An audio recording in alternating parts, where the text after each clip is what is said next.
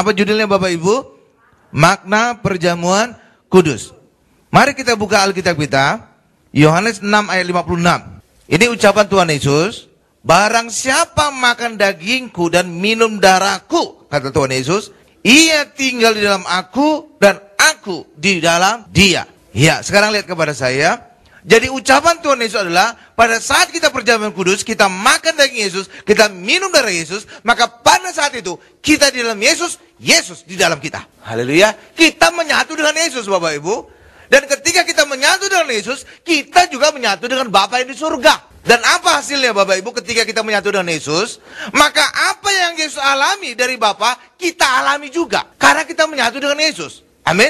Lah iya dong. Kalau kita menyatu dengan Yesus, apa yang Yesus alami, kita juga alami. Yesus dikasih, kita juga dikasih. Yesus kudus, kita juga kudus. Yesus berkuasa, kita juga berkuasa. Karena kita menyatu dengan Yesus. Dan itu juga otomatis menyatu dengan Bapa yang di surga. Amin Bapak Ibu. Karena itulah bagi kita, ketika ada kata menyatu dalam Alkitab, itu bukan berbicara tentang penyatuan gereja, tetapi berbicara tentang penyatuan kita dengan Yesus dan Bapa yang di surga. Amin. Iya, tidak ada Alkitab berkata tentang penyatuan gereja, Bapak Ibu. Kenapa saya katakan tidak ada kata Alkitab tentang penyatuan gereja? Karena Alkitab sendiri mengenal 7 gereja. Kok ada Pak buktinya? Buktinya ada. Coba kita buka Wahyu 1 ayat 11. Setelah itu nanti kita buka lagi ayat 20.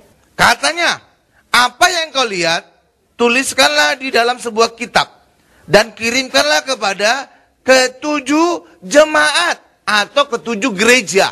Dalam Alkitab bahasa Inggris disebut church, gereja. Oke? Ya, 7 jemaat. Apa itu 7 jemaat? Itu ke Efesus, itu yang pertama. Ke Smyrna, ke Pergamus, ke Tiatira, ke Sardis, ke Philadelphia, ke Laodikia, ke Tiberias. Oh, enggak ada. Ya, Bapak Ibu. Jadi 7 gereja. Amin Bapak Ibu. Ada 7 gereja. Dan itu kembali ditegaskan lagi di dalam Wahyu 1 ayat 20. Coba sekarang lihat ayat 20-nya. Dan rahasia ke-7 bintang yang telah kau lihat pada tangan kananku dan ke-7 kaki dian emas itu, ke-7 bintang itu ialah malaikat ke-7 jemaat, dan ke-7 kaki dian itu ialah ke-7 jemaat atau ke-7 gereja yang tadi sudah kita baca ayat 11. Amin. Apa Pak kaki dian itu? Inilah kaki dian itu. Menorah ini adalah 7 kaki dian. Inilah yang menyatakan tentang gereja. Adanya di mana menorah ini Bapak Ibu? Di ruang kudus. Inilah menggambarkan tentang gereja. Gereja adalah umat Tuhan yang kudus. Haleluya Bapak Ibu. Iya. Dan saudara tahu juga, ini bukan hanya berbicara tentang 7 gereja yang tadi kita baca di dalam Wahyu, 7 kaki dian ini, 7 kaki dian Bapak Ibu. Ini kan 7 kakinya. Benar? Ini juga berbicara tentang firman Tuhan, tentang Alkitab.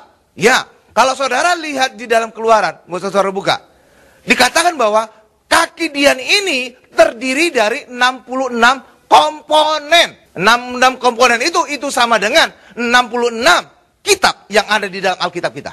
Iya, Alkitab itu tuh ada 66 kitab Bapak Ibu. Pak, itu mungkin kebetulan. Nah, saya tunjukkan satu lagi bukti bahwa itu bukan kebetulan, itu kepastian. Kalau saudara lihat mulai dari tegak ini Bapak Ibu, kaki dian yang tegak ini, yang tengah, ke sini, saudara tahu jumlah komponennya berapa?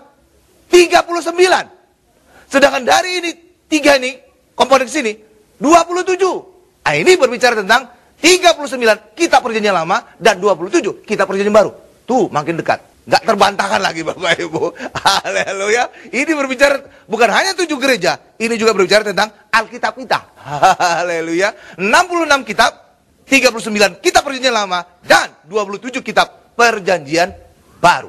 Haleluya. Dan ini juga ditegaskan lagi oleh pemazmur. Pemazmur berkata apa? Firman-Mu adalah pelita bagi kakiku dan terang bagi jalanku. Nah, inilah pelita itu. Haleluya. Firman Tuhan menjadi pelita bagi kaki kita. Haleluya. Nah iya dong. Haleluya. Karena itulah, apapun yang kita alami hari itu sudah dikatakan dalam perjanjian lama Bapak Ibu. Iya, pasti harus tergenapi. Semua tergenapi. Haleluya. Jadi ini tidak bisa terbantahkan lagi bahwa Alkitab tidak pernah berbicara tentang penyatuan gereja, tapi Alkitab berbicara tentang kita menyatu dengan Yesus Bapak Ibu. Gereja tidak mungkin disatukan, karena apa? Gereja adalah anggota tubuh Kristus yang punya fungsi masing-masing dan juga yang punya level iman berbeda-beda. Nggak mungkin disatukan. Tetapi kita menyatu dalam tubuh Yesus dan kita alami saat kita terima perjamuan kudus. Amin Bapak Ibu. Berikan dulu kemuliaan luar biasa bagi Tuhan Yesus. Haleluya, haleluya. Ya, hal yang kita alami juga ketika kita terima tubuh dan darah Yesus, ketika kita terima perjamuan kudus Bapak Ibu, bahwa Tuhan turut bekerja. Ya, itu yang dikatakan Roma 8 ayat 28. Gue saudara-saudara buka. Tuhan turut bekerja dalam segala sesuatu dalam kehidupan kita. Kenapa bisa bekerja? Karena ketika Tuhan menyatu dengan kita di dalam Yesus, Yesus dalam kita, maka apapun yang kita kerjakan, Tuhan juga turut. Haleluya Bapak Ibu. Lah iya dong, orang udah menyatu. Apapun yang kita alami, Yesus juga alami. Apapun yang kita kerjakan, Yesus juga kerjakan. Dan hasilnya apa Bapak Ibu? Hasilnya pasti kita berhasil. Lah iya, karena apa? Bukan lagi kekuatan kita, tetapi kekuatan Tuhan juga turut bekerja dalam pekerjaan kita. Sukses kita. Haleluya. Karena itulah Roma 8 ayat 28 itu sudah tergenapi saat kita terima perjamuan kudus. Menyatu dengan Yesus, Tuhan pasti turut bekerja. Apapun yang saudara lakukan. Yang ketiga, hasil yang ketiga juga, perjamuan kuduslah wujud dari Immanuel yang paling tepat. Immanuel artinya apa Bapak Ibu? Tuhan beserta kita. Tuhan bukan beserta di luar menyertai kita dengan melihat, penyertaan dengan melihat, tidak. Tuhan tidak menyertai kita dengan kita dipegang tangan, tidak. Tapi Tuhan menyertai kita dengan menyatu dengan kita. Zup. Itulah kita alami saat perjamuan kudus. Menyatu dan karena penyatuan inilah Bapak Ibu, Immanuel secara afdol kita alami saat perjamuan kudus. Haleluya Bapak Ibu. Iya dong. Iya, lewat penyatuan inilah Bapak Ibu, ini hidup kita mengalami hal yang luar biasa. Haleluya. Ya, kenapa? Karena demikian, karena Tuhan yang berkuasa itu menyertai kita, maka kita mengalami juga banyak hal yang luar biasa, besar yang kita alami. Coba kita lihat dulu ucapan tentang penyertaan Tuhan, Immanuel. Matius 28 ayat 20 Bapak Ibu. Dan ajarlah mereka melakukan segala sesuatu yang telah kuperintahkan kepadamu. Dan ketahuilah, aku, itu hakunya huruf besar atau kecil? Besar, Tuhan, Yesus. Aku menyertai kamu senantiasa sampai kepada akhir zaman. Siapa yang ngucapin ini Bapak Ibu? Yesus. Immanuel itu sendiri. Haleluya. Jadi Matius janji Immanuel, akhir Matius penggenapan itu langsung diucapkan Yesus Immanuel, akhir dari Alkitab Wahyu 21 ayat 21 tentang penegasan kembali. Kalau nggak percaya coba saudara buka akhir dari Alkitab. Itu tentang Immanuel. Coba saudara buka aja lah. Wahyu 22 ayat 21. Haleluya. Kasih karunia Tuhan Yesus menyertai kamu sekalian. Amin. Itu Immanuel. Awal dari Matius janji Immanuel, akhir dari Matius penggenapan, akhir dari Alkitab, metrek, kekal, zat, Immanuel terjadi bagi kita. Haleluya Bapak Ibu. Karena itulah, dan Immanuel itu tergenapi secara sempurna saat kita terima perjamuan kudus. Penyertaan Tuhan bukan lewat penglihatan, penyertaan Tuhan bukan dengan menggandeng tangan kita, penyertaan Tuhan lewat menyatu dengan kita. Dan itulah penyertaan yang paling sempurna. Amin Bapak Ibu. Karena itulah hari ini lewat kita terima perjamuan kudus, kita menyatu dengan Yesus. Dan hasilnya adalah kita dikasih karena apa yang Yesus alami, kita alami. Bapa mengasihi Yesus, kita juga menjadi dikasih. Kita menjadi anak yang dikasih dan berkenan. Yang kedua, Yesus terus bekerja dalam segala kehidupan kita.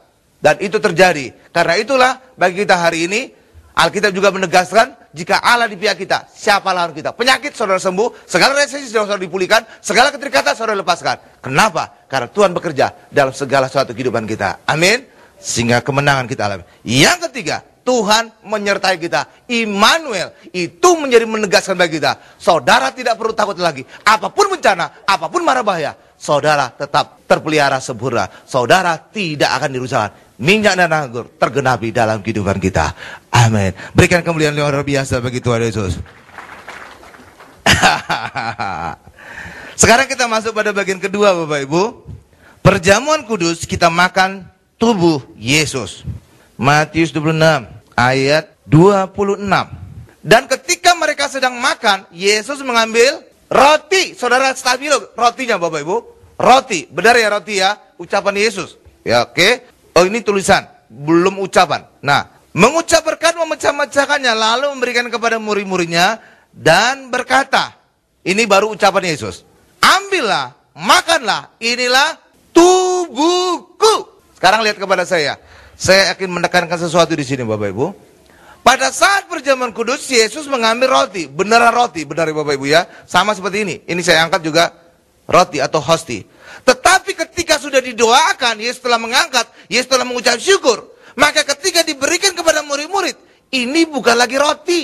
Ini telah menjadi tubuh Yesus. Amin Bapak Ibu. Bahasa aslinya juga, kalau saudara bisa bahasa Yunani, itu tubuh Yesus. Tetapi sekarang banyak orang Kristen nekat. Jelas-jelas ucapan Yesus, tubuh Yesus, dirubah menjadi lambang tubuh Yesus. Itu nekat itu Bapak Ibu. Merubah ucapan Yesus. Haleluya. Karena aslinya ini tubuh Yesus. Haleluya Bapak Ibu. Walaupun yang diangkat jelas-jelas roti. Tadi saya minta di stabilo. Amin. Tetapi ketika diberikan kepada murid-murid, Yesus tidak berkata, terimalah roti ini. Tidak. Yesus tidak berkata demikian. Yesus juga tidak berkata, terimalah lambang tubuhku. Tidak. Tapi Yesus berkata, terimalah, inilah tubuhku. Jelas. Letterlek. Cuma nggak tahu sekarang banyak orang Kristen, kacamatanya minusnya bertambah barangkali. Sehingga ada tulisan tanda lambang. Padahal jelas Yesus tidak ada kata lambang. Amin Bapak Ibu. Lah iya dong. Letterlek itu jelas dikatakan tubuh. Haleluya Bapak Ibu. Nggak terbantahkan. Seluruh dunia sama. Haleluya. Cuma ada yang nekat merubah. Haleluya. Karena itulah bagi kita hari ini, apa yang dikatakan Yesus, zep, saudara terima dengan penuh otoritas. Itu adalah tubuh Yesus. Bukan lagi roti. Bukan lagi lambang. Amin. Haleluya. Ini bukan kata saya. Kata Alkitab. Saudara bisa ngecek. Haleluya. Haleluya. Bukan kata saya. Kata Alkitab. Iya. Yesus berkata, inilah tubuhku. Yesus tidak berkata lambang, tidak berkata roti. Haleluya, haleluya. Nah pada saat itu Yesus memberikan tubuhnya Bapak Ibu. Dan apapun yang berkaitan dengan Tuhan, itu selalu disebut iman. Jadi ketika saudara berdoa kepada Tuhan, itu saudara doa dalam iman. Ketika Tuhan menjawab doa saudara, itu saudara terima dengan iman. Apapun yang Tuhan lakukan, itu selalu dengan berkaitan dengan iman. Maka ketika Yesus memberikan tubuhnya, maka saudara harus terima dengan iman. Karena ini berkaitan dengan Tuhan. Dan ketika saudara terima dengan iman, dan di sini pasti terjadi mujizat. Karena mujizat selalu berkaitan dengan iman. Dan mujizat selalu berkaitan dengan Tuhan yang mengerjakan. Dan ini Yesus memberikan, saudara terima, saudara mengalami mujizat Tuhan. Haleluya Bapak Ibu. Lah iya dong. Haleluya. Haleluya. Lanjutkan lagi. Saat memberi, Yesus berkata tadi, terimalah inilah tubuhku. Jadi Yesus berfirman. Benar nggak Bapak Ibu? Kalau manusia berkata, itu benar-benar berkata. Tetapi kalau Tuhan berkata, itu tidak disebut berkata, tetapi berfirman. Amin. Jadi ketika perjamuan kudus, Yesus memberikan tubuhnya, Yesus berfirman. Benar nggak Bapak Ibu? Benar nggak Bapak Ibu? Benar ya? Oke. Langit dan bumi saja diciptakan dengan firman Bapak Ibu. Maka apalagi ketika Yesus memberikan tubuhnya. Inilah tubuhku. Ini firman. Haleluya Bapak Ibu. Ya, kalau langit dan bumi saja bisa diciptakan dengan firman, apa susahnya merubah roti menjadi tubuh Yesus? Amin Bapak Ibu. Lah iya dong. Tapi orang Kristen kadang-kadang nggak ngerti itu. Haleluya Bapak Ibu. Haleluya. Ya, langit dan bumi saja diciptakan dengan firman. Apalagi ketika Yesus berfirman, inilah tubuhku. Tapi kok susah banget diterima banyak orang Kristen. Haleluya Bapak Ibu. Inilah firman. Kita terima. Maka saudara akan mengalami firman Tuhan yang berkuasa. Haleluya. Ya. Haleluya. Tetapi sayang sekali banyak orang Kristen susah mengerti. Sampai harus bertengkar. Memperdebatkan gimana Yesus memberikan tubuhnya bagi kita. Untuk kita makan. Tetapi sebenarnya pertengkaran orang Kristen itu sudah terjadi ribuan tahun yang lalu. Bahkan pada masa Yesus. Coba kita buktikan ayatnya. Yohanes 6 ayat 52. Orang-orang Yahudi bertengkar antara sesama mereka. Hari-hari ini sesama orang Kristen bertengkar. Tentang apa? Lanjutkan. Dan berkata, bagaimana ia ini dapat memberikan dagingnya kepada kita untuk dimakan. Sama juga sampai sekarang. Orang Kristen juga berbicara tentang makan tubuh Yesus. Bingung mereka, bertengkar mereka. Amin Bapak Ibu. Karena itulah kalau masih ada orang Kristen bertengkar tentang makan tubuh Yesus, itu sama dengan iman primitif. Iman 2000 tahun yang lalu. Karena ini kejadiannya 2000 tahun yang lalu. Benar Bapak Ibu? Lah iya dong. Ini sesuai ayat. Haleluya. Kalau masih terulang lagi 2000 tahun lalu, lah imannya nggak bertumbuh-tumbuh. Iman 2000 tahun yang lalu. Iman primitif itu Bapak Ibu. Lah iya dong, 2000 tahun lalu apa namanya? Haleluya. Lah iya dong. Karena itulah bagi kita hari ini Bapak Ibu, kita sesuai dengan ayat. Kita katakan dengan ayat. Apa yang Yesus katakan? Kita katakan. Jangan dirubah-rubah. Amin Bapak Ibu. Itu penuh dengan otoritas. Haleluya, haleluya. Karena itulah bagi kita hari ini. Kenapa orang Kristen bertengkar Bapak Ibu tentang makan tubuh Yesus? Kenapa? Karena mereka tidak mengerti. Bagaimana bisa itu kita makan tubuh Yesus Bapak Ibu? Bagi kita juga hari ini Bapak Ibu, seringkali banyak hal kita tidak mengerti tentang firman Tuhan. Itulah sebabnya Bapak Ibu, kita harus mohon tuntunan Roh Kudus. Iya, kita mohon tuntunan Roh Kudus. Karena memang Alkitab juga sudah menegaskan, jalanku dan jalanmu itu bagikan langit dan bumi. Rancanganku dan rancanganmu bagikan langit dan bumi. Kalau dalam bahasa Indonesia itu rancangan. Tetapi kalau dalam bahasa Alkitab bahasa Inggris, pikiranmu. Haleluya. Pikiranmu dengan pikiranku seperti langit dan bumi. Yang nggak mungkin bisa ngerti manusia. Karena itulah mohon tuntunan Roh Kudus untuk bisa mengerti. Coba kita buktikan ayatnya. Saya ngomong ayat bahwa benar Allah dengan manusia itu pikirannya bagaikan langit dan bumi. Itulah sebabnya seringkali manusia nggak mengerti. Haleluya Bapak Ibu. Haleluya. Yesaya 55 ayat 9. Coba kita ngomong ayat aja. Seperti tingginya langit dari bumi, demikianlah tingginya jalanku dari jalanmu, dan rancanganku atau pikiranku dari rancanganmu. Haleluya, lihat kepada saya. Itulah sebabnya manusia seringkali nggak ngerti tentang firman Tuhan. Maka hari ini mohon tuntunan Roh Kudus untuk kita bisa mengerti. Amin Bapak Ibu. Itu satu hal. Minta tuntunan Roh Kudus. Yang kedua, untuk kita bisa mengerti tentang firman Tuhan, saudara harus melakukannya, menghidupinya. Itu dia. Langkah kedua. Kenapa bisa demikian? Saya akan memberikan suatu ilustrasi sebagai perbandingan. Saudara ketika kecil Bapak Ibu, dulu waktu masih kecil, ya kan orang kita kan nggak langsung jenggotan Bapak Ibu, dulu pernah mengalami masa kecil. Benar ya Bapak Ibu ya? Ketika saudara masa kecil dulu, saya yakin sebagian besar kita tidak menyadari arti pentingnya pendidikan. Itulah sebabnya orang tua kita perlu memaksa kita belajar, memaksa kita sekolah. Benar Bapak Ibu ya? Kalau perlu dengan kekerasan, dicubit lah, ditokok lah, ya Bapak Ibu. Benar nggak Bapak Ibu? Nggak, ya jarang-jarang lah anak-anak langsung sadar. Oh iya, pendidikan itu penting bagi masa depanku. Oh jarang itu anak yang sadar itu Bapak Ibu.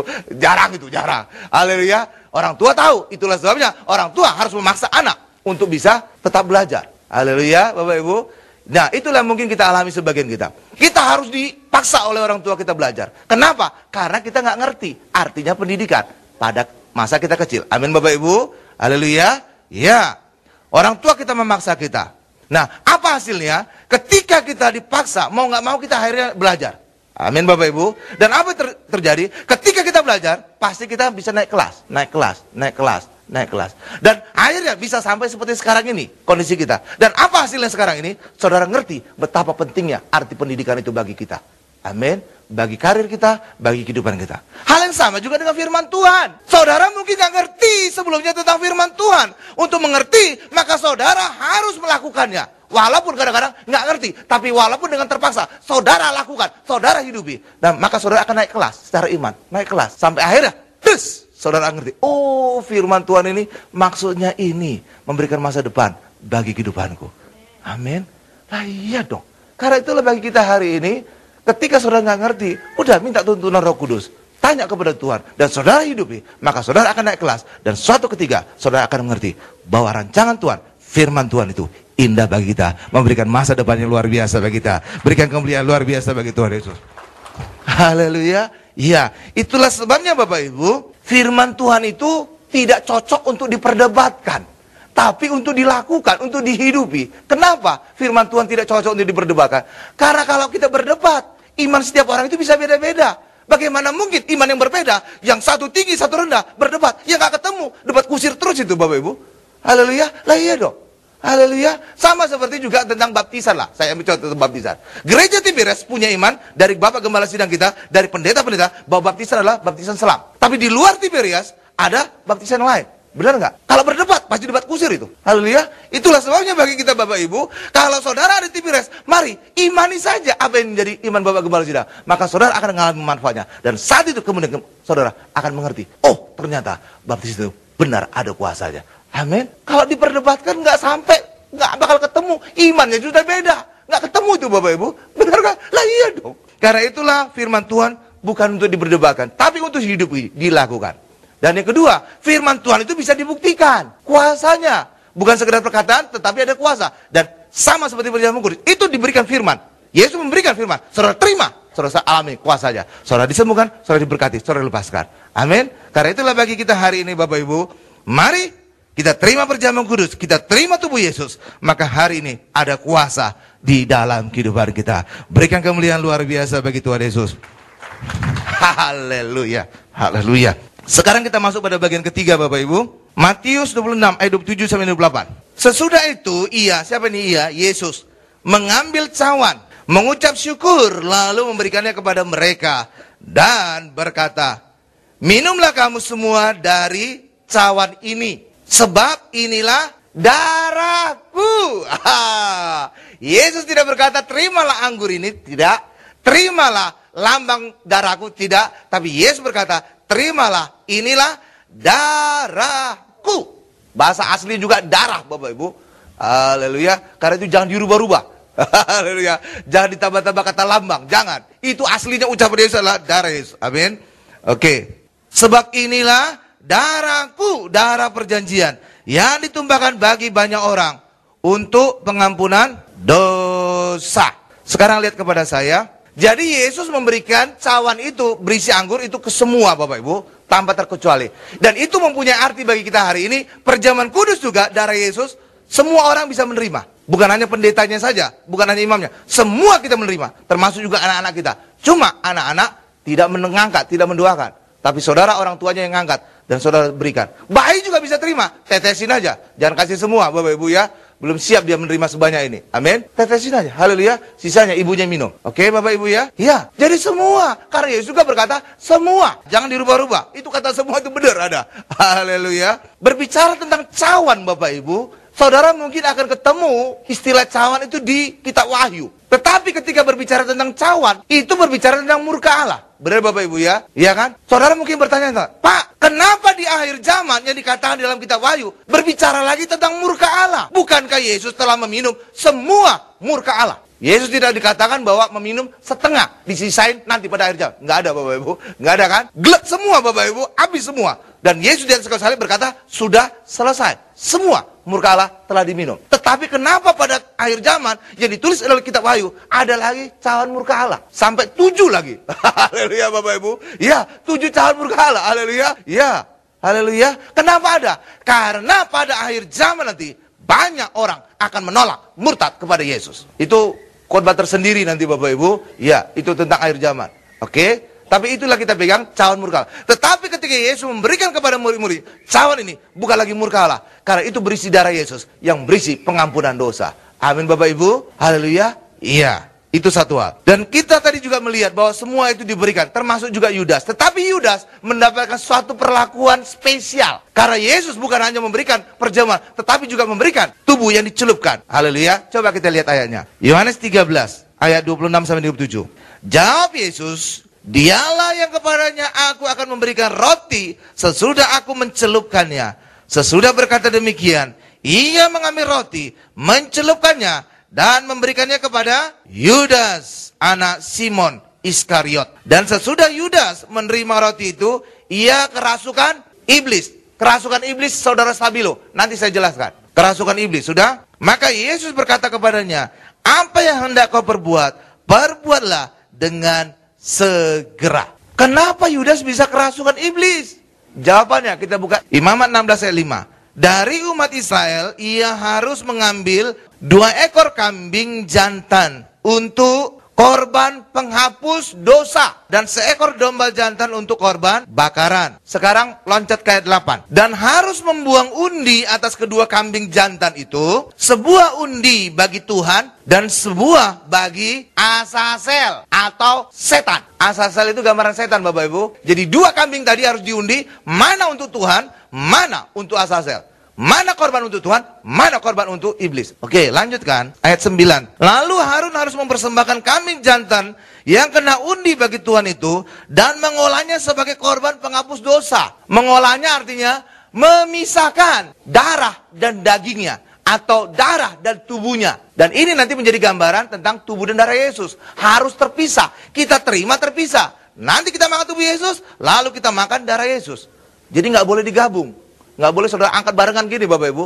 Nggak boleh. Tubuh dan darahnya harus terpisah. Jadi maksudnya diolah. Itu harus disembelih kambingnya, dipisahkan darahnya, lalu juga dagingnya terpisah. Nggak boleh barengan dua-dua. Kalau barengan dua-dua, itu untuk setan. Buktinya, kita lanjutkan aja. Sekarang ayat 10. Tetapi kambing jantan yang kena undi bagi Azazel haruslah ditempatkan hidup-hidup di hadapan Tuhan untuk mengadakan pendamaian. Lalu dilepaskan bagi Azazel ke padang gurun. hidup-hidup. Artinya apa? Tubuh dan darahnya masih nyatu, belum disembelih. Oke Bapak Ibu? Dan itulah yang dilepaskan di padang gurun untuk menjadi persembahan kepada Azazel atau setan. Sekarang lihat kepada saya. Apa yang barusan kita baca dalam imamat ini gambaran tentang proses penebusan. Dan apa yang dikatakan dalam perjanjian lama, ini semua harus tergenapi secara akurat dalam Yesus Kristus. Haleluya Bapak Ibu. Ya, tadi dikatakan bahwa 2 kambing sebagai penghapus dosa. Maka Yesus juga harus 2 kali menyebut tentang penghapus dosa. Kapan 2 kalinya? Pertama, Yesus menyebut penghapus dosa pada saat perjamuan kudus. Yesus berkata, inilah darahku sebagai perjanjian baru, materai perjanjian baru, ya, yang ditumpahkan bagi kamu sebagai penghapus dosa. Itu sekali. Sekali lagi di mana Pak? Sekali lagi di atas kayu salib. Yesus berkata, ya Bapa, mereka tidak tahu apa yang mereka perbuat. Ampunilah segala dosa mereka. 2 kali. Sudah lihat itu? Kambing penghapus dosa harus tergenapi dalam Yesus. Yesus harus mengucapkan penghapusan 2 kali. Sama kan Bapak Ibu? 2 kan? Harus. Apa dalam perjanjian lama harus tergenapi dalam Yesus? Harus itu. Karena perjanjian lama adalah lambang, perjanjian baru penggenapan hakikat. Oke. Yang selanjutnya, korban kepada Allah itulah terjadi pada saat perjamuan kudus Bapak Ibu. Ya. Sedangkan korban kepada Azazel itu terjadi di padang gurun. Kepada setan itulah di Golgota. Haleluya Bapak Ibu. Itulah. Dulu Golgota itu ada di luar dari tembok Yerusalem. Di luar tembok. Karena apa? Orang yang mati, dihukum mati, nggak boleh di dalam kota, nggak boleh di dalam tembok, harus di luar. Maka Golgota itu, tempat penghakiman, tempat penghukuman, harus di luar. Dan memang Golgota di luar tembok Yerusalem. Dan karena di luar, itu terhitung sebagai padang gurun. Klop tadi seperti tadi. Dilepaskan kambing tadi di padang gurun untuk diberikan kepada Azazel. Dan Azazel itulah digambarkan dalam Golgota. Tempat tengkorak, tempat setan. Oke Bapak Ibu? Nah iya, Golgota kan tempat tengkorak. Itu gambar setan. Jadi pada saat Yesus mati, korban yang pertama di perjamuan kudus, yang kedua disalib. Sama seperti 2 kambing tadi. Haleluya Bapak Ibu. Saudara lihat itu? Yes. Haleluya. Haleluya.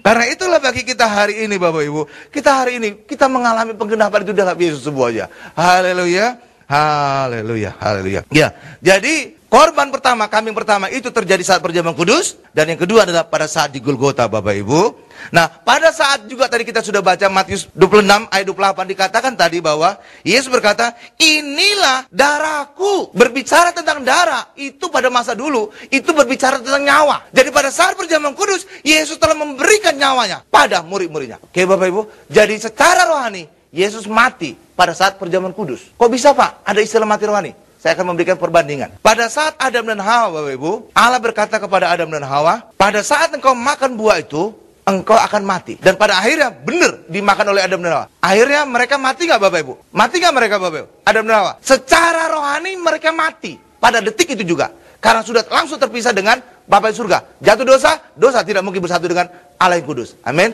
Secara rohani mereka mati. Tetapi secara jasmani mereka belum mati. Buktinya kemudian mereka punya keturunan. Namanya Kain, Habil, dan Set. Amin Bapak Ibu. Jadi secara kematian mereka ada kematian rohani dan kematian jasmani. Oke, Yesus juga sama Bapak Ibu. Jadi Adam dan Hawa mati pada saat dosa. Pada saat Yesus memberikan perjamuan kudus, Yesus berkata, terimalah inilah darahku, perjanjian baru sebagai penghapus dosa. Ketika Yesus berkata penghapus dosa bagi kamu, dosa murid-murid ditanggung oleh Yesus. Benar Bapak Ibu? Lah iya dong. Karena dosa itu tidak mungkin lari kemana-mana Bapak Ibu. Kalau saudara mengambil dosa, maka saudara yang menjadi berdosa. Oke? Jadi Yesus memberikan pengampunan dosa, maka semua dosa murid-murid diambil alih oleh Yesus. Dan dijalani Yesus di atas kayu salib. Maka ketika Yesus berkata, terimalah inilah darahku sebagai perjanjian baru, sebagai penghapus dosa. Maka pada saat perjamuan kudus, Yesus mengambil dosa murid-murid. Dan murid-murid berdosa lagi nggak Bapak? Tidak. Maka pada detik itu, Yesus berdosa. Pada detik itu, Yesus mati. Sama seperti Adam dan Hawa. Pada detik mereka dosa, pada detik itu mereka mati secara rohani. Amin Bapak Ibu. Pada saat perjamuan kudus, pada detik Yesus mengampuni dosa. Pada saat itulah, Yesus mengambil dosa murid-murid. Pada saat itu, Yesus berdosa. Bukan dosa sendiri. Dosa dari seluruh manusia, termasuk dosa kita. Detik itu, Yesus mati. Amin Bapak Ibu. Karena berdosa. Dan itu mati secara jasmani. Di atas kayu salib. Haleluya. Nah, juga Bapak Ibu, Yesus juga berkata, inilah darahku sebagai perjanjian. Coba kita baca lagi, sekali lagi. Matius 26 ayat 28. Sebab inilah darahku, kata Tuhan Yesus, darah perjanjian. Nah, yang hilangnya adalah kata baru. Nggak tahu saya kenapa bisa hilang perjanjian baru. Yang ada sini cuma darah perjanjian. Amin. Dalam bahasa aslinya atau juga dalam bahasa Inggris New King James, Alkitab bahasa Inggris New King James, itu New Testament. Dalam bahasa Indonesia bisa hilang barunya Bapak Ibu. Ya, kena korupsi juga ini kali. Sampai hilang ayatnya. Haleluya.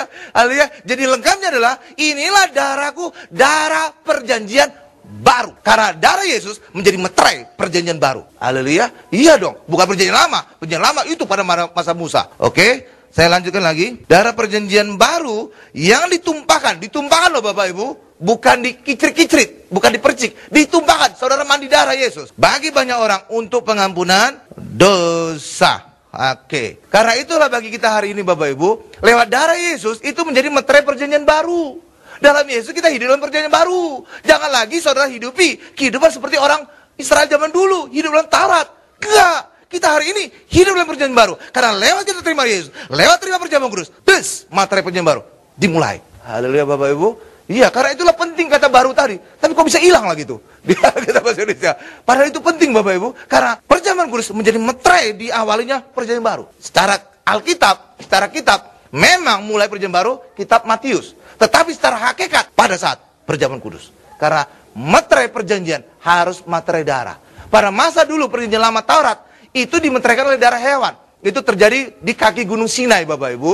Pada saat itu perjanjian Taurat dibuat, maka Musa menampung darah hewan, dipercikan kepada mezbah. Lalu kemudian Musa membaca kitab perjanjian, dan bangsa Israel berkata, ya, segala perintah Tuhan akan kami lakukan dan akan kami dengarkan. Lalu Musa menyiramkan sama dengan menumpahkan.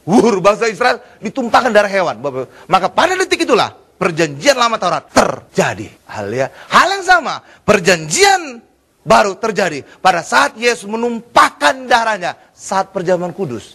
Maka detik itu perjanjian lama berakhir dan kita masuk dalam perjanjian baru anugerah di dalam Yesus Kristus. Itulah sebabnya bagi kita hari ini, jangan lagi samakan diri saudara seperti hidup dalam perjanjian lama, seperti orang Israel hidup dalam Taurat. Tapi hari ini kita hidup dalam perjanjian baru, anugerah dalam Yesus Kristus. Berikan kemuliaan luar biasa bagi Tuhan Yesus. Haleluya. Iya, dan karena itulah bagi kita hari ini, orang Kristen bukan lagi diingatkan tentang dosa seperti masa bangsa Israel zaman dulu, tapi hari ini orang Kristen harus diingatkan tentang Yesus. Karena Yesuslah yang memberikan kemenangan bagi kita. Kita baca ayat terakhir, Lukas 22 ayat 19. Lalu siapa nih Yesus. Lalu Yesus mengambil roti, mengucap syukur, memecah-mecahkannya dan memberikan kepada mereka, katanya, inilah tubuhku yang diserahkan bagi kamu. Perbuatlah ini menjadi peringatan akan aku. Lihat kepada saya. Jadi saat perjamuan kudus lah kita mengingat Yesus. Oh jelas mengingat Yesus. Kenapa? Saat perjamuan kudus kita makan tubuh Yesus. Pada saat perjamuan kudus kita minum darah Yesus. Lu pasti ingat Yesus. Amin. Benar dong. Perjamuan kudus kita makan tubuh Yesus, minum darah Yesus. Pasti perjamuan kudus ingat Yesus. Bukan ingat yang lainnya. Lah iya dong, jelas yang kita makan perjamuan kudus. Tubuh Yesus, kita minum darah Yesus. Maka saat perjamuan kudus terus saudara lakukan, maka saudara pasti selalu ingat Yesus. Orang Kristen bukan diingatkan lagi tentang dosa, tidak Bapak Ibu, tapi diingatkan tentang Yesus. Kalau orang Kristen diingatkan seperti dosa, maka orang seperti orang Yahudi selalu merasa tidak layak hidup di hadapan Allah, merasa selalu tidak layak diberkati oleh Allah. Selalu berkata, aku ini orang berdosa, aku ini lemah, aku ini najis terlalala. Oh, aku jauh dari Allah, aku tidak diberkati. Tapi hari ini kita, orang Kristen, hidup di dalam Yesus, harus diingatkan Yesus. Ketika ingat Yesus saat terima perjamuan kudus, maka saudara ingat, saudara hari ini sudah ditebus dosa saudara. Maka hari ini saudara telah disuci kuduskan oleh darahnya. Maka hari ini oleh tubuhnya kita disembuhkan. Maka ketika saudara ingat Yesus, ingat kita hari ini layak. Karena kita sudah suci kudus, ditebus oleh darah Yesus. Hari ini kita ingat tubuh Yesus memberikan kita kesehatan, maka hari ini saudara sembuh. Hari ini saudara ingat tentang darah Yesus, maka kita menang atas setan. Ingat tentang Yesus, ingat tentang keselamatan. Ingat Yesus, ingat tentang penebusan. Ingat Yesus, ingat tentang kesembuhan. Ingat Yesus, ingat tentang berkat. Ingat beras, ingat kosmos. Haleluya Bapak Ibu. Haleluya Bapak Ibu. Lah iya dong. Ingat Yesus, kita kemenangan. Menang kenapa? Karena kita kudus, kita selamat, kita disembuhkan, kita diberkati, kita lepas. Lah menang dong itu. Amin Bapak Ibu. Ingat Yesus, kemenangan kita alami. Karena itulah orang Kristen harus didorong terus ingat Yesus, bukan lagi ingat dosa. Allah saja sudah melupakan dosa kita. Ibrani 8 ayat 12. Ngapain lagi kita orang Kristen diingatkan akan dosa? Lah iya dong. Hari ini orang Kristen diingatkan tentang Yesus. Maka kita ingat kita telah diselamatkan. Maka kita ingat kita telah dikuduskan. Maka kita ingat kita diberkati. Maka kita ingat kita disembuhkan. Maka kita ingat Yesus. Ingat hidup kita berkemenangan. Karena itulah hari ini makna perjamuan kudus, kita menyatu dengan Yesus, kita terima, kita berkemenangan dalam kehidupan. Berikan kemuliaan paling dahsyat luar biasa, paling lama bagi Tuhan Yesus. Kita tundukkan kepala kita.